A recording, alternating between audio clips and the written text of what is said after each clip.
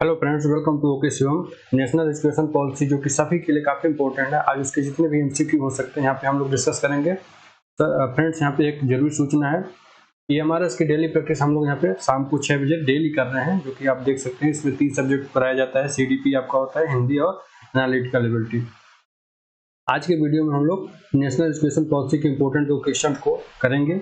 जितने भी क्वेश्चन बन सकते हैं आपके सभी टेट एग्जाम में, आपके अन्य एग्जाम में भी काफ़ी ज़्यादा महत्वपूर्ण हो सकता है, क्योंकि आने वाले समय में नई एजुकेशन पॉलिसी को इम्प्लीमेंट किया जाएगा और वही नई शिक्षा नीति आगे आने वाले समय में कार्य करेगी। तो चलो देखते हैं। पहले ही यहाँ पे जितने भी क्वेश्चन बन सकते हैं उसको मैंने यहाँ पे डिस्कस किया करेंगे। देखो फ्रेंड्स, पहला ही क्वेश्चन है, भारत में पहली राष्ट्रीय शिक्षा नीति की घोषणा किस वर्ष की गई थी? तो जो आपकी भारत में सबसे पहले राष्ट्रीय शिक्षा नीति बनी थी वह 1968 में की गई थी। काफ़ी इंपॉर्टेंट क्वेश्चन है फ्रेंड, इसको याद रखना। कई बार पूछा है एग्जाम में भी ये, जो कि ये पहले ही पूछा जा चुका है। सेकंड क्वेश्चन देखो, भारत देश में सबसे पहले सन 1968 में पहली शिक्षा नीति किसके द्वारा शुरू की गई थी? सही आंसर हो जाएगा इंदिरा गांधी। उस समय की जो प्रधानमंत्री इंदिरा गांधी थी, इन्होंने ही सबसे पहले 1968 में भारत की पहली शिक्षा नीति को शुरू किया था। नेक्स्ट क्वेश्चन नंबर 3 देखो फ्रेंड्स, भारत में दूसरी राष्ट्रीय शिक्षा नीति की घोषणा किस वर्ष की गई थी? ये भी काफी इंपॉर्टेंट क्वेश्चन है, कई बार पूछते हैं ये एग्जाम में। तो जो दूसरी राष्ट्रीय शिक्षा नीति थी उसकी वो कब स्टार्ट किया गया था? 1986 में। देखो दोनों अपोजिट है, यहाँ पे देख सकते हो। जो पहली राष्ट्रीय शिक्षा नीति थी 1968 में और इसी का 1986 में, यानी यहाँ पे इसको चेंज कर दो तो आपकी दूसरी राष्ट्रीय शिक्षा नीति आ जाएगी। इससे याद कर सकते हो, ये एक ट्रिक है, काफी इंपॉर्टेंट क्वेश्चन है, याद रखना फ्रेंड्स। क्वेश्चन नंबर 4 देखो, भारत में नई शिक्षा नीति 2020 की घोषणा कितने वर्षों के बाद की गई है? अभी जो 2020 में नई शिक्षा नीति की घोषणा की गई है वो कितने वर्षों में घोषणा की गई है? तो यह 34 वर्ष में, इतने लंबे समय के बाद एक नई शिक्षा नीति को लाया गया है। क्वेश्चन नंबर 5 देखो, नई शिक्षा नीति 2020 को कब तक लागू की हो जाएगी? अभी जो ये ड्राफ्ट है जो गवर्नमेंट ने पास कर दिया है, तो उसको इम्प्लीमेंट फाइनली कब तक कर दिया जाएगा? तो फ्रेंड्स, ये इसका जो लक्ष्य रखा गया था 2021 टू 2022 तक, लेकिन अभी जो कोविड-19 के पेंडेमिक की वजह से काफ़ी काम अस्त व्यस्त हो पड़ा है, तो लगभग ये थोड़ा सा लंबा हो सकता है 23 या 24 तक लागू हो पूरी तरह से। और इसका जो लक्ष्य रखा गया है 21 से 22, अगर एग्जाम में आता है तो आपको ऐसे ही करना है, ठीक है। क्वेश्चन नंबर 6 देखो, नई शिक्षा नीति 2020 के मसौदा समिति यानी ड्राफ्टिंग कमेटी, मसौदा समिति यानी ड्राफ्टिंग कमेटी के अध्यक्ष कौन है? तो इसका सही आंसर हो जाएगा डॉक्टर कृष्णा स्वामी कस्तूरीरंगन। इंपॉर्टेंट क्वेश्चन है फ्रेंड्स सभी एग्जाम के लिए। क्वेश्चन नंबर 7 देखो, नई शिक्षा नीति को 2020 को किस दल के अंतर्गत जारी किया गया? जो आपकी नई शिक्षा नीति 2020 है यानी ईपी 2020, उसको किस नीति के अंतर्गत, किस बिल के अंतर्गत, यहाँ पे बिल लिखा है, सॉरी, बिल के अंतर्गत होगा, यहाँ पे मिस्टेक है फ्रेंड्स। तो NHEB, इसका फुल फॉर्म क्या है? National higher education bill. National higher education bill के अंतर्गत नई एजुकेशन पॉलिसी यानी न्यू एजुकेशन पॉलिसी को लाया गया है, ठीक है, जो कि संसद में पेश किया गया था। क्वेश्चन नंबर 8 क्या दिया हुआ है? भारत में नई शिक्षा नीति 2020 को कैबिनेट की मंजूरी कब मिली? तो इसका जो सही आंसर हो जाएगा 29 जुलाई 2020 को। भारत में जो अभी नई शिक्षा नीति का ड्राफ्ट या फिर बिल पास हो चुका है, कैबिनेट ने पास कर दिया है, तो वह मंजूरी सबसे पहले कब मिली थी? 29 जुलाई 2000 से, ठीक है, 2000, इतनी पुरानी थी इसको, लेकिन अभी तक में पास कर दिया गया है, ठीक है। क्वेश्चन नंबर 9 देखो फ्रेंड्स, नई शिक्षा नीति 2020 को किस शिक्षा नीति की जगह पर लागू किया गया है? तो ये जो नई शिक्षा नीति लागू हो रही है, उससे पहले कौन सी शिक्षा नीति लागू होने वाली थी जो कि नहीं लागू हो पाई थी? तो राष्ट्रीय शिक्षा नीति 1986 के स्थान पे लागू किया गया पूर्णतः, क्योंकि 1986 पूर्ण रूप से लागू नहीं की गई थी, बल्कि 1968 वाली शिक्षा नीति में थोड़े बहुत चेंजेस करके 1986 को लागू किया गया था। लेकिन जो नई शिक्षा नीति आपकी 2020 वाली आ रही है, ये वाली, ये पूर्णतः बदल जाएगी। 1986 के ढांचे को पूर्णतः बदल दिया जाएगा और इसमें काफ़ी ज़्यादा संशोधन भी किया गया है। तो फ्रेंड्स, ये क्वेश्चन काफ़ी इंपॉर्टेंट क्वेश्चन था। क्वेश्चन नंबर 10 देखो, राष्ट्रीय शिक्षा नीति 2020 के अंतर्गत कितनी आयु वर्ग तक के बच्चों को शिक्षा के अधिकार कानून 2009 के अंतर्गत रखा गया है? तो इसका जो आंसर हो जाएगा 3 से 18 साल की आयु तक। पहले क्या था? पहले 6 से 14 साल तक, ये जो अभी शिक्षा नीति चल रही है इस समय हाल फिलहाल में 6 से 14 साल तक तो रखा गया था, लेकिन अब जो नई एजुकेशन पॉलिसी लाई जा रही है उसमें 3 से 18 साल तक की इसमें आयु वर्ग के बच्चों को रखा गया है, मतलब उसमें पढ़ाई कराना अनिवार्य होगा गवर्नमेंट या माता पिता को, ठीक है। यहाँ पे 10th का जो आंसर हो जाएगा 3 से 18 साल। नेक्स्ट क्वेश्चन, क्वेश्चन नंबर 11, नई शिक्षा नीति 2020 में कौन सी भाषा को कक्षा 5 तक खत्म कर दिया गया है? तो इसका जो आंसर हो जाएगा अंग्रेजी। यानी पहले जो इंग्लिश भाषा एक सेकेंड लैंग्वेज के रूप में थी, अब उसको खत्म कर दिया गया है। अब यहाँ तक कोई मोनोपोली नहीं रह जाएगी, कोई मतलब कंपलसरी लैंग्वेज नहीं है। जो भी स्टूडेंट चाहे एक लैंग्वेज को रखा गया है कंपलसरी, जैसे ये आपका नई शिक्षा नीति में ये स्ट्रक्चर होगा। यहाँ तक तो कोई शिक्षा की लैंग्वेज जरूरी नहीं है, लेकिन यहाँ पे एक लैंग्वेज रखना जरूरी है जो कि मातृभाषा होगी। और यहाँ पे स्टूडेंट्स अपने हिसाब से कोई ले सकता है एक और लैंग्वेज, जो कि इंग्लिश हो सकता है, संस्कृत हो सकता है इस स्टेज में, ठीक है। तो इस तरह से इसका आंसर हो जाएगा इंग्लिश, ठीक है। क्वेश्चन नंबर 12 देखो, नई शिक्षा नीति 2020 के अनुसार 5वीं कक्षा तक की शिक्षा किस भाषा में होगी? जो न्यू एजुकेशन पॉलिसी के अनुसार 5वीं कक्षा तक की शिक्षा किस भाषा में होगी? तो जो आपकी 5वीं तक की कक्षा होगी वह मातृभाषा में होगी। एक भाषा तो सबसे कंपलसरी है जो कि मातृभाषा होगी। दूसरा स्थानीय भाषा, जो भी स्थान के, जैसे को तमिलनाडु का है तो तमिल से बोलेगा। और भी आपके वहाँ पे जो भी प्रचलित भाषा है, अगर बिहार से है तो बिहारी या फिर जो भी है। और क्षेत्रीय भाषा भी बोल सकता है, ठीक है, सीख सकता है वहाँ पे। तो इस तरह से आपकी जो 5वीं कक्षा की शिक्षा होगी मातृभाषा, स्थानीय भाषा या क्षेत्रीय भाषा, 2 भाषाओं में होगी, ठीक है, कंपलसरी है। क्वेश्चन नंबर 13 देखो, नई शिक्षा नीति 2020 के अनुसार कौन सी कक्षा तक की शिक्षा को मातृभाषा, स्थानीय भाषा या क्षेत्रीय भाषा में कराया जाएगा? तो वही क्वेश्चन है, इस तरह से भी पूछा जा सकता है कि नई शिक्षा नीति 2020 के अनुसार कौन सी कक्षा तक की शिक्षा को मातृभाषा, स्थानीय भाषा या क्षेत्रीय भाषा जिसे बोल सकते हैं कराया जाएगा? तो क्लास 5 इसका सही आंसर हो जाएगा। नेक्स्ट क्वेश्चन, क्वेश्चन नंबर 14, नई राष्ट्रीय शिक्षा नीति 2020 का लक्ष्य किस वर्ष तक 3 से 18 आयु वर्ग के प्रत्येक बच्चों को गुणवत्तापूर्ण व समावेशी यानी इंक्लूसिव शिक्षा प्रदान करना है? फ्रेंड, इसका जो आंसर हो जाएगा 2030 यानी 2030 तक। साल 2030 तक जो है 2020 की जो ये शिक्षा नीति है, 3 से 18 आयु वर्ग के प्रत्येक बच्चों को गुणवत्तापूर्ण और समावेशी शिक्षा का प्रदान करने का लक्ष्य रखा गया है, ठीक है। क्वेश्चन नंबर 15 देखो, किस वर्ष तक स्कूली शिक्षा में 100% GER मतलब ग्रॉस एनरोलमेंट रेशियो, मतलब सभी को स्कूल में दाखिला दिलाना, स्कूली शिक्षा की बात हो रही है, ठीक है, के साथ माध्यमिक स्तर तक एजुकेशन फॉर ऑल का लक्ष्य रखा गया है। इसके लिए भी लक्ष्य बनाया गया है, 2030 तक हम 100% करेंगे। अभी आप देखते होंगे कि बहुत सारे स्टूडेंट्स जो गांव में हैं या फिर दूरस्थ इलाकों में हैं तो एजुकेशन में पार्टिसिपेट नहीं कर पाते हैं, किसी कारण से छूट जाते हैं, गरीबी या जो भी कारण हो सकता है। तो यह लक्ष्य रखा गया कि 2030 तक प्रत्येक बच्चों को स्कूली शिक्षा में 100% तक बच्चों को शामिल कराया जाएगा। और माध्यमिक स्तर के एजुकेशन फॉर ऑल का लक्ष्य रखा गया है जो कि इसमें इम्प्रूव कराया जाएगा, ठीक है। 15 का आंसर 2030। क्वेश्चन नंबर 16 देखो फ्रेंड्स, भारत के शिक्षा मंत्रालय के पहले शिक्षा मंत्री कौन होंगे? फ्रेंड्स, आप सबको पता होगा पहले शिक्षा मंत्रालय का नाम MHRD था, ठीक है। अब क्या रखा गया है? मिनिस्ट्री ऑफ एजुकेशन, ठीक है, MEE कह सकते हो। पहले MHRD था जिसमें ministry of human resource development नाम था, और अब उसको चेंज कर दिया गया। नई शिक्षा नीति के तहत सुझाव रखा गया है कि मिनिस्ट्री ऑफ एजुकेशन करना सबसे बेहतर रहेगा, क्योंकि एक डेडिकेटेड वे में, एक नाम से स्ट्रॉन्ग वे में पता चलता है कि ये जो मिनिस्ट्री है शिक्षा के क्षेत्र में काम करती है। पहले क्या था, इसमें बहुत सारे कामों को सम्मिलित करके मिनिस्ट्री ऑफ ह्यूमन रिसोर्स बोल दिया गया था, क्योंकि संसाधनों को भी संभालती थी ये मिनिस्ट्री। तो इसलिए डेडिकेटेड वे में शिक्षा के क्षेत्र में काम करवाने के लिए इसको मिनिस्ट्री ऑफ एजुकेशन रखा गया। और इसके पहले, सबसे पहले जो कि अभी जो कार्यरत हैं हमारे शिक्षा मंत्री रमेश पोखरियाल निशंक जी हैं, और यही होंगे। तो ये भी याद रखना काफी इंपॉर्टेंट है, पूछा जा सकता है।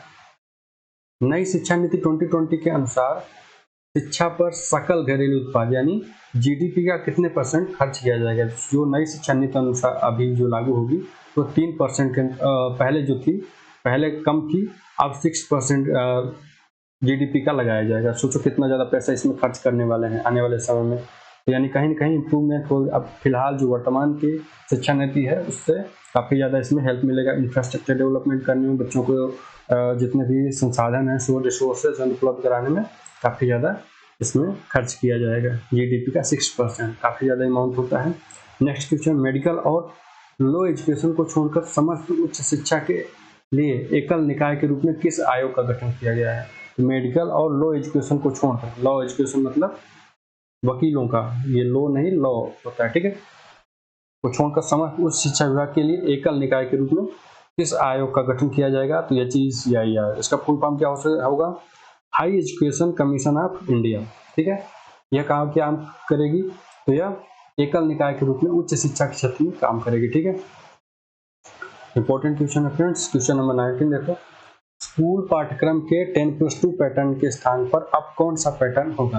पहले जो अभी जो फिलहाल वर्तमान शिक्षा नीति लागू है वो 10+2 पैटर्न से है, यानी क्लास 6 साल की उम्र से बच्चा और 18 साल की उम्र तक 12वीं तक क्लास करता था, लेकिन अब एक नया पैटर्न चेंज कर दिया गया है। इसमें 3 साल से ही और 18 साल तक का बच्चा स्कूली की शिक्षा में भाग लेगा। और अगर इस पैटर्न के बारे में बात की जाए फ्रेंड्स, तो इसमें जो आपका 3 और 2 का ये डिवाइडेड है, यानी ये जो प्री नर्सरी सेक्शन इसको घोषित किया गया 3 साल तक। 3 साल तक बच्चा स्कूल में जाएगा, सिर्फ खेल कूद करेगा और कुछ नहीं करेगा। ड्राइंग पेंटिंग जो भी बच्चा कर सकता है करेगा, उसको वहाँ पे संसाधन प्रोवाइड किया जाएगा। फिर उसके बाद 2 साल तक क्लास 1 और क्लास 2 होगी। फिर उसके बाद आपका जो क्लास 3 होगा तो 3, 4, 5 की क्लास होगी यहाँ पर, और जो इसके बाद ये 3 साल होगी तो यहाँ पे 6, 7, 8, और उसके बाद ये आपका 9 से 12 तक होगा। तो इस तरह से ये नई एजुकेशन पॉलिसी में ला गया है। और पहले अभी जो फिलहाल में लागू थी तो उसकी तो सभी लोग जानते हैं, 10 और 12 क्रम से सीरियल से एक क्लास स्टार्ट होती थी, 12 क्लास तक जाती थी। क्वेश्चन नंबर 20 देखें फ्रेंड्स, नई शिक्षा नीति 2020 के अनुसार वोकेशनल कोर्स किस कक्षा से शुरू किए जाएंगे। तो वोकेशनल कोर्स वो कोर्स होते हैं जैसे कि पार्ट टाइम के लिए जो किसी भी काम को सीखने में जैसे रुचि हो, जैसे बच्चों को कि कोई बच्चा आर्ट सीखना चाहता है, कोई बच्चा कुछ सीखना चाहता हो, डॉक्टरी, कोई भी डिप्लोमा करना चाहता हो, या फिर फिजिकल ग्राउंड से कोई भी चीज़ें करना चाहता हो, उसे वोकेशनल कोर्स के रूप में देखा जा सकता है। और वह कब से कब चल सकता है, कक्षा 6 से। अभी तक क्या था कि अभी तक 12वीं के बाद से हम लोग डिप्लोमा करते थे, ITI डिप्लोमा वगैरह करते थे, तब जाकर के वोकेशनल कोर्स हम लोग सीख पाते थे। कोई 1 साल की फैक्ट्री में काम करना, रेलवे के विभिन्न प्रकार के कामों के लिए। लेकिन यह जो वोकेशनल कोर्स का ऑफर दिया गया नई एजुकेशन पॉलिसी में, क्लास 6 से ही दे दिया गया है, यानी उसमें कोई भी बच्चा कर सकता है वोकेशनल कोर्स, कोई भी क्षेत्र का। जरूरी नहीं किसी एक, चाहे वो टेक्निकल हो, नॉन टेक्निकल हो, पारंपरिक हो, कोई भी प्रकार वोकेशनल कोर्स कर सकता है। तो काफ़ी अच्छा पॉलिसी लाया गया है। क्वेश्चन नंबर 21 देखो फ्रेंड्स, देश में शोध और अनुसंधान को बढ़ावा देने के लिए किस संगठन की स्थापना की जाएगी। तो अभी देखो शोध और अनुसंधान के लिए काफ़ी ज़्यादा काम नहीं किया जा रहा है, संगठित वे में नहीं कर पा रहे हैं। इसके लिए नई एजुकेशन पॉलिसी के अनुसार एक नया संगठन ही बना दिया जाएगा जो कि इस पर डेडिकेटेड वे में काम करेगा। नेशनल रिसर्च फाउंडेशन नाम होगा, जो कि देश में शोध और अनुसंधान को बढ़ावा देगा। साइंस में, बायोलॉजी में, मेडिकल में, बहुत सारे क्षेत्रों में रिसर्च क्षेत्र के। ये भी इंपॉर्टेंट क्वेश्चन है, पूछ सकता है कि कौन से संगठन की स्थापना की जाएगी शोध और अनुसंधान के लिए। ठीक है, क्वेश्चन नंबर 23 देखो फ्रेंड्स, किसे बढ़ावा देने के लिए एक राष्ट्रीय शैक्षिक टेक्नोलॉजी फोरम यानी NETF राष्ट्रीय शैक्षिक टेक्नोलॉजी फोरम जिसको कहा बनाया जा रहा है, जिसके लिए वर्चुअल लैब स्थापित विकसित की जाएगी। देखो फ्रेंड्स, अभी पिछले क्वेश्चन में हम देखा शोध और संस्थान के लिए नेशनल रिसर्च फाउंडेशन की स्थापना तो की जाएगी, लेकिन एक वर्चुअल लैब मतलब डॉक्टर को लैब में जाना ना पड़े, बल्कि वह अपने घर में बैठे ही लैपटॉप के माध्यम से, टेक्नोलॉजी के माध्यम से वह शोध कर सके, वर्चुअल लैब। ठीक है, या वो जितने भी मटेरियल्स हो सकते हैं, रिसोर्सेज हो सकते हैं, उसको पढ़ सके, अध्ययन कर सके। तो उसके लिए क्या बनाया जा रहा है, ई-पाठ्यक्रम। इसके लिए कोई सब कोई एक्सेस कर सके, क्योंकि अभी तक पारंपरिक रूप से किताबों को खरीदना पड़ता है, फिर जाके पढ़ो। और आजकल जितने भी गैजेट्स हैं उसके माध्यम से अगर कोई बच्चा कहीं भी बैठ कर पढ़ाई कर सकता है, उसके लिए ई-पाठ्यक्रम विकसित किया जाएगा जो कि संगठित रूप में होगा। और इसे विकसित करने का कार्यक्रम कौन करेगा, राष्ट्रीय शैक्षिक टेक्नोलॉजी फोरम। ई पाठ्यक्रम को विकसित करने का काम कौन करेगा, राष्ट्रीय शैक्षिक टेक्नोलॉजी फोरम, जिसे आप लोग NETF बोल सकते हो। ठीक है, इंपॉर्टेंट क्वेश्चन है। क्वेश्चन नंबर 24 देखो, नई शिक्षा नीति 2020 में किस वर्ष तक नेशनल मिशन के माध्यम से foundation learning and numeric skills को बनाए रखने का लक्ष्य रखा गया है। तो इस एजुकेशन पॉलिसी में वर्ष 2025 तक foundation learning and numeric skills को बनाए रखने का लक्ष्य रखा गया है। इंपॉर्टेंट क्वेश्चन है। क्वेश्चन नंबर 25 देखो, राष्ट्रीय साक्षरता मिशन की शुरुआत किस वर्ष की गई थी। तो साक्षरता मिशन से नाम से ही पता चल रहा है कि देश को साक्षर करना है, प्रत्येक व्यक्ति को पढ़ाना लिखाना है। यह मिशन की शुरुआत देश में पहली बार कब की गई थी, 1988 में, 1988 में, सन 1988 में राष्ट्रीय साक्षरता मिशन की शुरुआत की गई थी। काफी इंपॉर्टेंट है, याद रखना।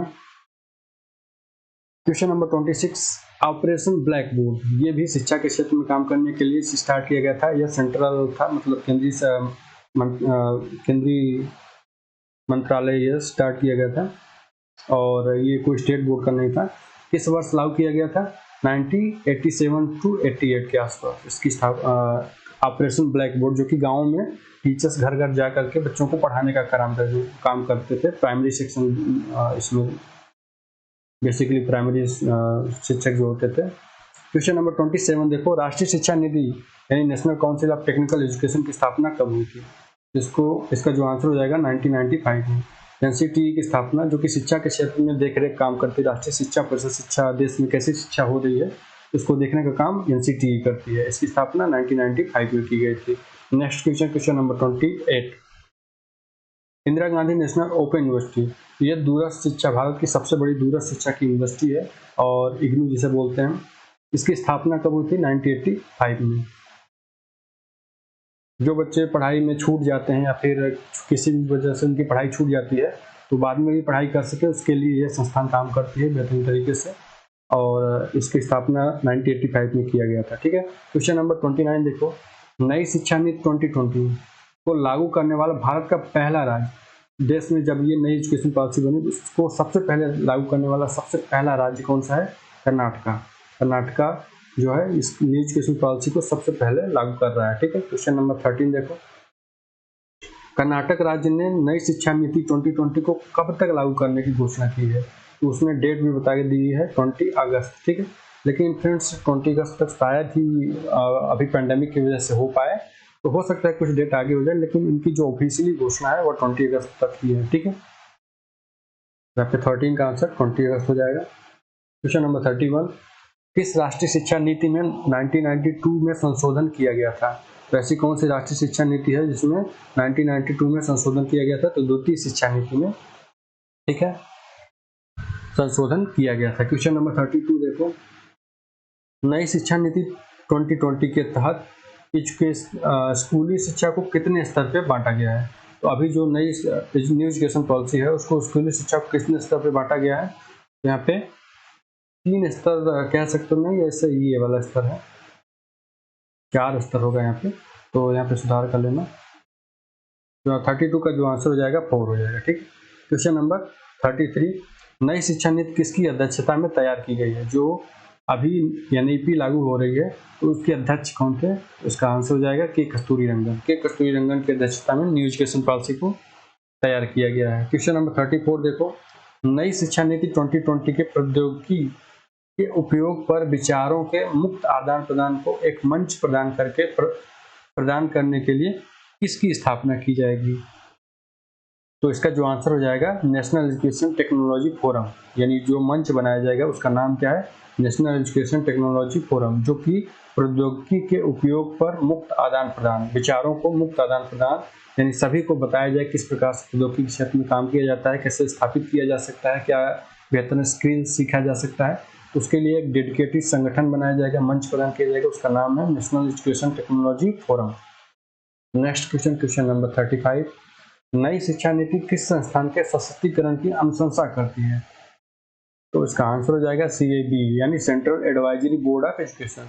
जो नई शिक्षा नीति है वह CAB संस्थान के सशक्तिकरण की अनुशंसा करती है, मतलब इसको बेहतरीन तरीके से किया जाए, central advisory board of education. ठीक है। जो कि एडवाइजरी मतलब एडवाइस देता है बेहतरीन तरीके से एजुकेशन के क्षेत्र में। क्वेश्चन नंबर 36 देखो, अंतर्राष्ट्रीय शिक्षा दिवस कब मनाया जाता है? इंटरनेशनल शिक्षा, ठीक है। तो ये काफ़ी इंपॉर्टेंट हो जाता है फ्रेंड्स, 24 जनवरी यानी 24 जनवरी को अंतर्राष्ट्रीय शिक्षा दिवस मनाया जाता है। और एक इम्पोर्टेंट क्वेश्चन ये भी है, विश्व विद्यार्थी दिवस कब मनाया जाता है? तो 15 अक्टूबर। ये फ्रेंड्स इसलिए भी ध्यान रख सकते हो क्योंकि 15 अक्टूबर को डॉक्टर APJ अब्दुल कलाम, जो कि मिसाइल मैन के नाम से जाने जाते हैं, इनकी जो है जन्म दिवस था 15 अक्टूबर को, उन्हीं की याद में विश्व विद्यार्थी दिवस मनाया जाता है। तो ये इंडिया के लिए भी गौरवान्वित का विषय है कि विश्व में विद्यार्थी दिवस मनाने के लिए हमारे APJ अब्दुल कलाम को चुना गया है और उनका जन्म दिवस 15 अक्टूबर है और ये 15 अक्टूबर को मनाया जाता है। इंपॉर्टेंट क्वेश्चन है, पूछ सकते हैं एग्जाम में। क्वेश्चन नंबर 38 देखो, भारत के इतिहास में अब तक कितनी बार शिक्षा नीति आ चुकी है? तो भारत के इतिहास में मतलब जब से भारत आज़ाद हुआ है उसके बाद से 3 बार ही एजुकेशन पॉलिसी लाई गई है। सबसे पहली एजुकेशन पॉलिसी 1968 में इंदिरा गांधी उस समय की प्राइम मिनिस्टर थी, उन्होंने लाया था। उसके बाद 1986 में राजीव गांधी जी थे, उनके शासनकाल में आई थी। और उसके बाद अभी ये जो NEP 2020 है, नरेंद्र मोदी गवर्नमेंट के अंतर्गत ये लाई गई है। ठीक है, तो 38 का जो आंसर हो जाएगा 3 बार। इंपॉर्टेंट क्वेश्चन है। क्वेश्चन नंबर 39 देखो, 1986 में जो शिक्षा नीति लागू की गई थी उसमें बदलाव कब किया गया था? 1986 में जो शिक्षा नीति लागू की गई है उसमें बदलाव किया गया था, उसमें कुछ चेंजेस किए गए थे, तो वह कब किए गए थे? 1992 में। इंपॉर्टेंट क्वेश्चन है, इसको भी ध्यान रखना, कब चेंजेस किए गए थे? तो 1992 में। क्वेश्चन नंबर 14, मानव संसाधन विकास मंत्रालय का नाम बदलकर क्या हो गया है? अभी जो कि शिक्षा के क्षेत्र में डेडिकेटेड मंत्रालय के रूप में काम करवाने के लिए मिनिस्ट्री ऑफ एजुकेशन इसको करवा दिया गया है। पहले मानव संसाधन विकास मंत्रालय जो कि बड़ा नाम था और इसमें बहुत सारी चीज़ों को शामिल कर लिया गया था, लेकिन अब जो है मिनिस्ट्री ऑफ एजुकेशन करके यह दिखाता है कि शिक्षा के क्षेत्र में यह मंत्रालय डेडिकेटेड वे में काम करेगा, इसीलिए शिक्षा मंत्रालय का उस पर टैग लगा दिया गया है, लोगो लगा दिया गया है, यानी इसको शिक्षा मंत्रालय के तहत जाना जाएगा। यह सुझाव थी नेशनल एजुकेशन पॉलिसी की, जिसे सरकार ने मान लिया है। क्वेश्चन नंबर 41 देखो, मई 2016 में किसकी अध्यक्षता में नई शिक्षा नीति के विकास के लिए समिति ने अपनी रिपोर्ट प्रस्तुत की थी? तो 2016 में नई शिक्षा नीति की विकास के लिए जो समिति थी उसकी अध्यक्षता किसने किया था? TSR सुब्रमण्यम। ठीक है, याद रखना, ये भी इंपॉर्टेंट है। क्वेश्चन नंबर 42, राष्ट्रीय शिक्षा नीति 2020 के अनुसार शिक्षक ग्रेड तक मातृभाषा या क्षेत्रीय भाषा में पाठ पढ़ाने में सक्षम होगा। राष्ट्रीय शिक्षा नीति 2020 के अनुसार किस ग्रेड तक जो शिक्षक है मातृभाषा में पढ़ा सकेगा या क्षेत्रीय भाषा में? तो इसका सही आंसर हो जाएगा ग्रेड 5 तक, क्लास 5 तक मातृभाषा और एक क्षेत्रीय भाषा, 2 भाषाओं में वह पढ़ाई जा सकती है। तो उसमें 2 लैंग्वेज यहाँ पे रहेगी। पहले ये था कि 10th तक हम लोगों की 2 लैंग्वेज होती थी, और अब ये क्लास 5 तक ही कर दिया गया है नेशनल एजुकेशन पॉलिसी 2020 में। इस वर्ष तक शिक्षण के लिए न्यूनतम डिग्री योग्यता 4 वर्षीय एकीकृत B.Ed होने जा रही है। तो इसका सही आंसर हो जाएगा 2030 तक। अभी तक जो B.Ed का कोर्सेज था तो वह 2 वर्ष का था, और वो भी कभी भी आप कर सकते थे UG के बाद, अंडर ग्रेजुएशन के बाद। लेकिन शिक्षा के क्षेत्र में नए बदलाव के साथ शिक्षक भी एक बेहतरीन डेडिकेटेड होने, जैसे आजकल डॉक्टर्स के लिए MBBS 5 साल के लिए होते हैं, लॉ के लिए LLB और LLM होता है। इसी प्रकार शिक्षक के लिए शुरुआत से यानी 12वीं के बाद से अगर जो बच्चा शिक्षक बनना चाहेगा तो वह एक समर्पित रूप से 4 वर्षीय का शिक्षक का कोर्स करेगा, जिसे B.Ed बोला जाएगा, और उसी के साथ उसका जो UG का कोर्स भी होगा उसे भी सम्मिलित किया जाएगा। यानी B.Ed के लिए स्पेशली स्टूडेंट 2030 से B.Ed जो है आपका 4 साल का कर दिया जाएगा। ठीक है, यानी जो आने वाले भावी शिक्षक हैं वो काफ़ी ज़्यादा योग्य होंगे, जिससे कि हमारे देश में शिक्षा व्यवस्था में काफ़ी सुधार आएगा। क्वेश्चन नंबर 44 देखो, जून 2017 में नवगठित प्रारूप NEP 2020 के अध्यक्ष कौन थे? तो इसका सही आंसर हो जाएगा K. कस्तूरी रंगन। क्वेश्चन नंबर 45, राष्ट्रीय शिक्षा नीति 2020 के अनुसार उच्च शिक्षा में सकल नामांकन अनुपात कितने प्रतिशत तक बढ़ाया गया है? पिछली बार हमने देखा कि स्कूली शिक्षा में इसमें 100% का लक्ष्य रखा गया 2030 में, 2030 तक में स्कूली शिक्षा में 100% तक नामांकन, जबकि उच्च शिक्षा में 50% तक। ठीक है, उच्च शिक्षा में सकल नामांकन अनुपात कितने प्रतिशत तक बढ़ाया जाएगा? 50% तक, नई शिक्षा नीति के अनुसार। ठीक है, आने वाले कुछ समय में फिर उसके बाद भी और ज़्यादा 50% को इम्प्रूव किया जाएगा। तो इस तरह से आपके ये इंपॉर्टेंट क्वेश्चन यहाँ पे खत्म हुए। आई होप आप सबको ये काफ़ी पसंद आया होगा वीडियो। और फ्रेंड्स, एक इम्पॉर्टेंट जानकारी ये है कि हम लोग डेली AMRS जो कि अभी एकलव्य मॉडल रेसिडेंशियल स्कूल की वैकेंसी आई है, तो उसमें जो जनरल टॉपिक्स हैं CDP, हिंदी और एनालिटिकल एबिलिटी हम लोग डेली डिस्कस कर रहे हैं। तो आप शाम को 6 बजे यहीं पे देख सकते हो और अपने जो स्कोर है उसको काफ़ी इम्प्रूव कर सकते हो इस क्षेत्र में। इसको यहीं समाप्त करते हैं। आज शाम को फिर हम लोग 6 बजे मिलेंगे।